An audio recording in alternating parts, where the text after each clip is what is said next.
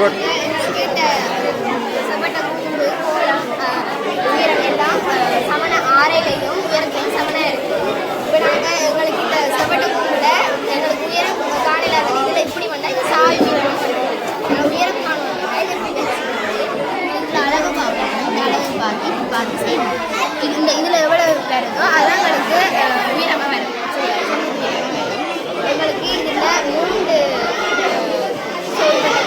செப்பட்ட உருளை கோலப்பழத்தினை உயரம் ஆறையெல்லாம் சமணம் இருக்கும். இதுக்கு நாங்கள் இதால் நான் 3 தடவை இது நிறம், அதாவது இதில்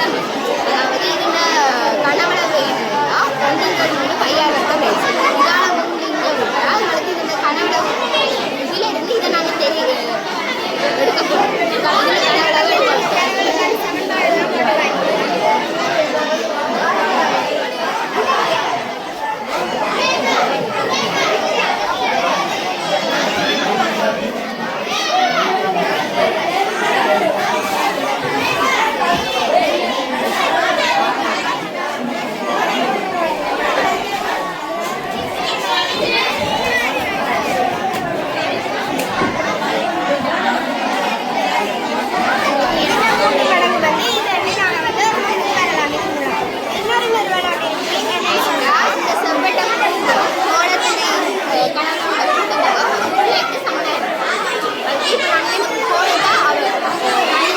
செவட்டை இது கூம்புலையும் கோலத்திலையும் கனவளவுள்ள கூட்டத்தொகை வந்து இந்த செவட்டை உருளையில கனவளவுக்கு வந்து சமனாக இருக்கும்.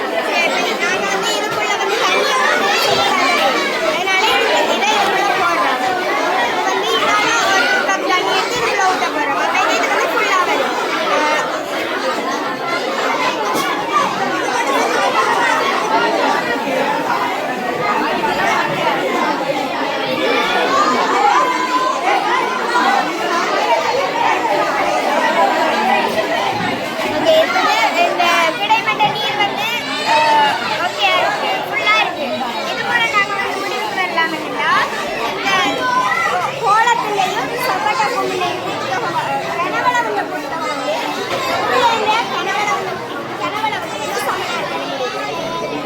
Super, thank you.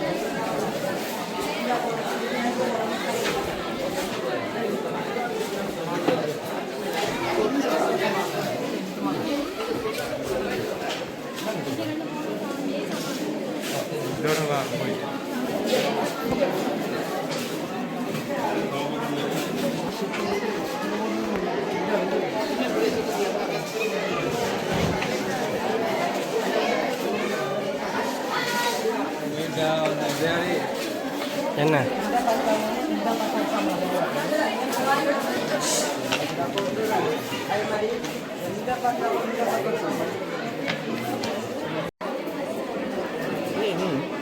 थोड़ी मंडी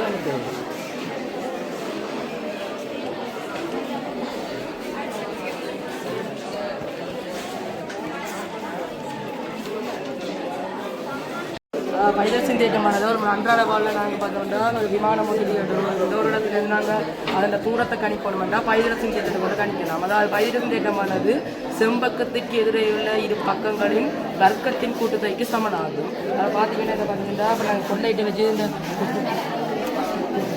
இந்த பொருளைட்டு வச்சு நாங்கள் இந்த இடத்துக்கு அடிக்கிறோம். அது இந்த கணத்தில் இந்த கணத்தில் பார்த்தீங்கன்னா இதுன்ற அளவு பார்த்தீங்கன்னா 30 சென்டிமீட்டர், இது 11 சென்டிமீட்டர்ண்டா.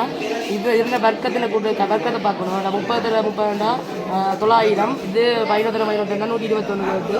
நான் 31.95 சென்டிமீட்டர் இதுக்கு முறைப்பட்ட தூரம். இப்போ நான் இதை பார்க்கணுன்னா ஒரு அதாவது யுத்த விமானங்கள் ரேடரில் பயன்படுத்தி இப்படிதான் கணிக்கிறது, பைதர் சென்டிமீட்டர் கணிக்கிறது. அதாவது இங்கிருந்து செம்பக்குது இந்த அடிப்பக்கத்தினதும் இந்த சொந்தத்தையத்தினதும் கூட்டத்தொகை வர்க்கத்தால் அந்த கூட்டத்தை பெருக்கி கூட்டினோம்னா இந்த நாங்கள் இந்த செம்பக்கத்தை கண்டுபிடிக்கலாம். பட் இது நல்லா நானா நடிக்கிற சொல்லு.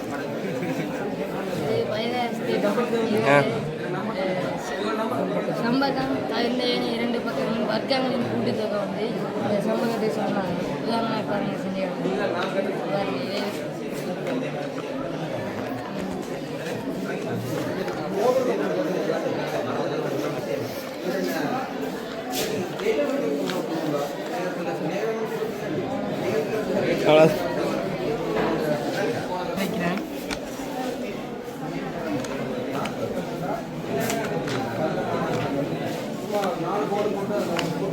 பார்த்தீங்கன்னா இந்த 2 சம்மம் வந்திருக்குது. அப்போ இதுலேருந்து என்னென்னா செம்பகத்தை எதிர பக்கங்களின் கூட்டு வர்க்கத்தின் கூட்டுத்தொகைக்கு சமனா பைதரசின் தோற்றத்தின் அடிப்படையில் செம்பகத்தின் பெருமாள் நாங்கள் காணலாம். பட் அது இது ஒரு செம்பகத்தின் ஒரு மாதிரி செய்யப்பட்டிருக்கு. அதை பார்த்தீங்கன்னா இதில் இருந்தால் அது இந்த செம்பக்க சதுரம். மற்றது இது பார்த்தீங்கன்னா அடிப்பக்க சதுரம், இது செங்குத்திய சதுரம். இது அப்போ இதுக்கு இல்லை ஓட்டை செய்வது லீக் ஆகிற அளவுக்கு அப்படியே இதில் தான் போடுற அளவுக்கு வச்சோம்னா இதை நாங்கள் இங்கே குறிப்பினோம்னா இங்கே செய்து 2 சமமாக தண்ணி வராது. இதுலேருந்து எங்கே நாங்கள் எந்த தோட்டத்தை பைதரசின் நாங்கள் இருக்கிறோம். இந்த இதை கண்டுபிடிச்சவர் பைதரசின் என்ற ஒரு விஞ்ஞானி மாதிரி கண்டுபிடிச்சிருக்கேன். மற்ற அறிவிட்டாங்க அதான் கண்டுபிடிச்சது அதான் கண்டுபிடிச்சது அதான் விஞ்ஞானம் கண்டுபிடிச்சது.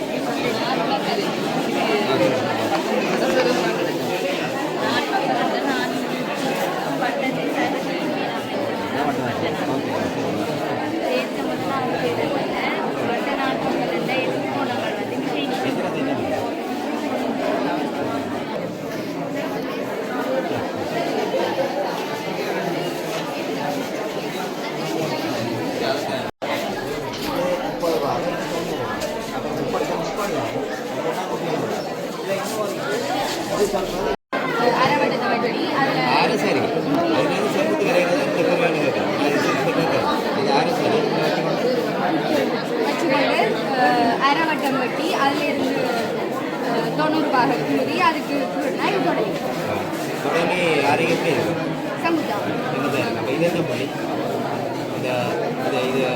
தொடலியே இதில் சாரையும் சந்திக்கப்படின்னு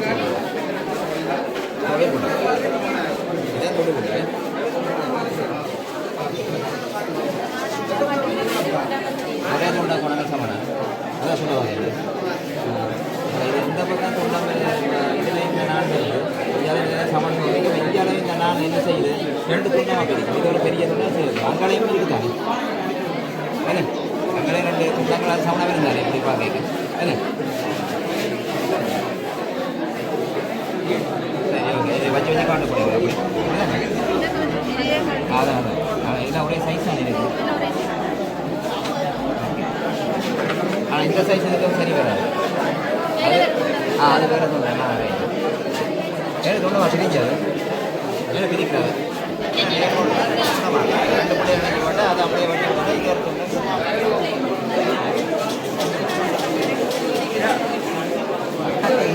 ஒரு பக்கத்துக்கு இல்லாத வரைபடம் சமாந்தரமான கோடு வரைபடம் கோடு சமாந்தரமாக இதில் வந்து இந்த முக்கோணத்தில் வந்து 2 பக்கங்கள் வீரசமனாக பிரிக்கப்படும்.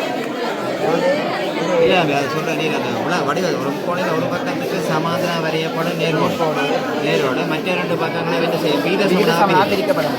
அதான் இது அப்படி தான் சொல்கிறோம். இது வந்து அது வந்து சொல்லக்கூடாது. ஸ்பெசிஃபிக்காக டக்குன்னு சொல்லிடும் பிரிக்கப்படும். ஒரு முக்கோணின் ஒரு பக்கத்துக்கு இந்த பக்கத்துக்கு சமாதானம் வரையப்படும் நேரோட மற்ற 2 பக்கம் விட்டுடலாம். நேரோடு சமாதானம் வரையப்படாத மற்ற நேரோடு மற்ற 2 பக்கங்களை வீரசமனாக பிரிக்கும். நீங்கள் செய்த கணக்கு செய்ய காட்டப்படும்.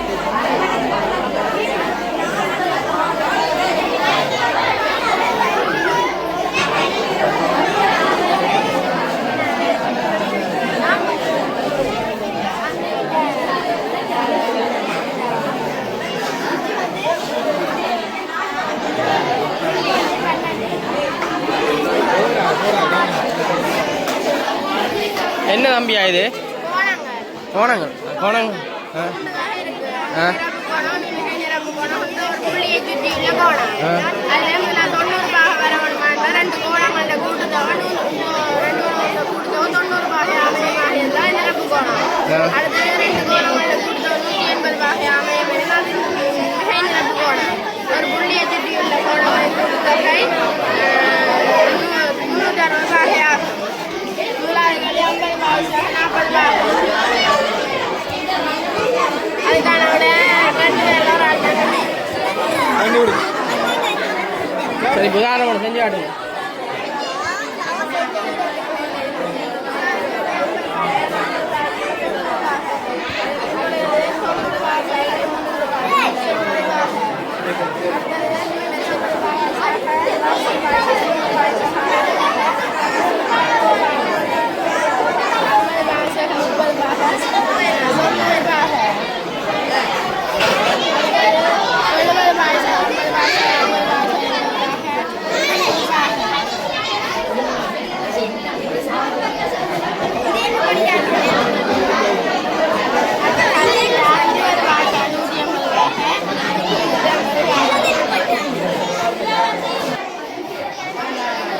சொல்லுங்க தம்பியா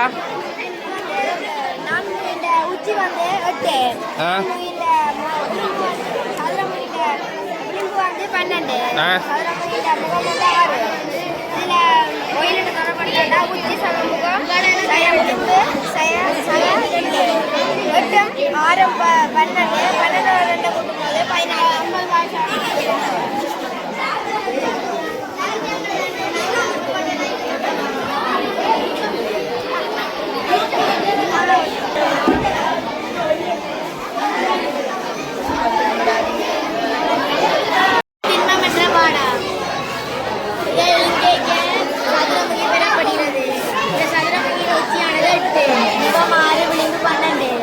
அதே மாதிரி இது இலங்கைக்கு கணவுறு பெறப்படுகிறது இந்த கணவரின் முகம் 6 உச்சி 8 விளிம்பு 12 அதே மாதிரி இலங்கைக்கு 4 பெறப்படுகிறது இதன் முகம் 4 உச்சி 4 விளிம்பு 6 இதெல்லாம் யார் சொல்லி தந்தது சொல்லி தரல எல்லாரும் இப்படி தானே செஞ்சு வச்சுக்கிறீங்க எல்லாரும் இப்படி தானே செஞ்சு வச்சுக்கீங்க யார் சொல்லி தந்தேன் டீச்சர் சொல்லி தந்தோம் இல்லையா ஒன்றுமே இல்லை ஒரு வாரம்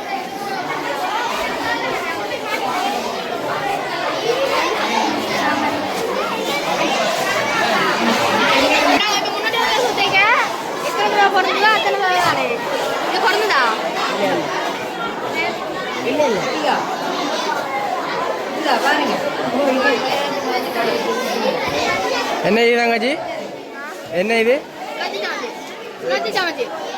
சுழற்சி ஆகுதா